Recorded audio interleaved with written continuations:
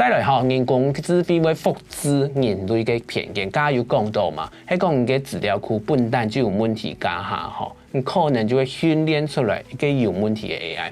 比如讲像2018年加下吼 ，Amazon 吼。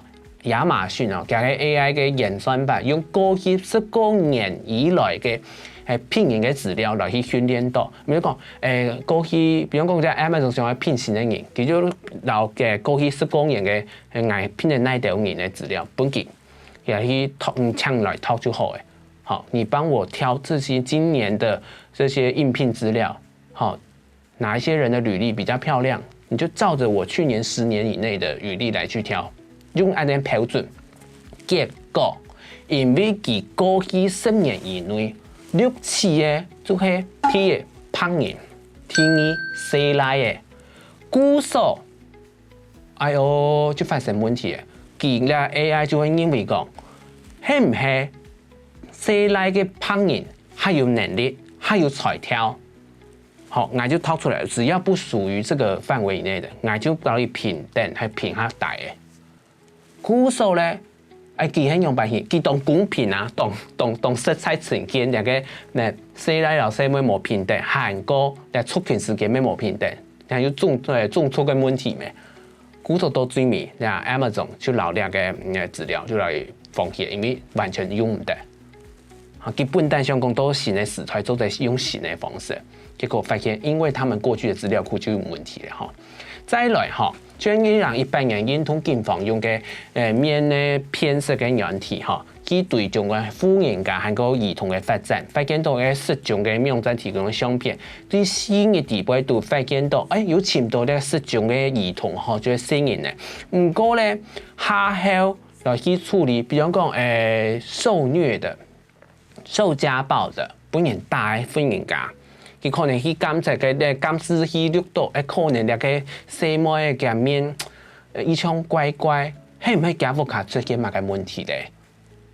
因為這樣子而先去判斷，有這個先決判斷。唔過就有人太批評嚟講，那做嘅評鑑到家嘅面出現嘅那條表情就知道講，佢一定係有那條問題咯。韓國咧，因為按呢會出現到，係唔係嗌？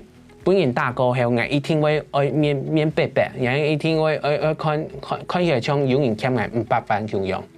迄個我冇表現出呢條表情，係唔係我就冇算係幾條受害者嘅？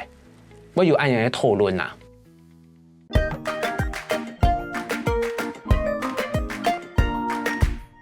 第二則，複製。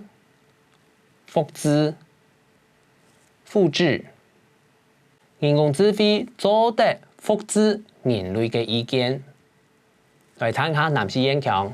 人工智慧做得複製人類嘅意見，人工智慧做得複製人類嘅意見。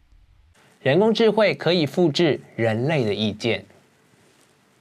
好，估數咧，其實咧嘅問題就出現到，加等了的芯片其實還有其他偏見過後咧，可能會加成呀 AI 訓練嘅，我講佢偏細到另外一片去，可能係捱到時嘅結果了吼。好，下擺咧，人工智慧其實有當多嘅問題，比如講假新聞，咧還有當多嘅假新聞，佢做嚟破壞民主，還個來去。挑戰大家，來撩大家，來去煽動嚟暴力，好。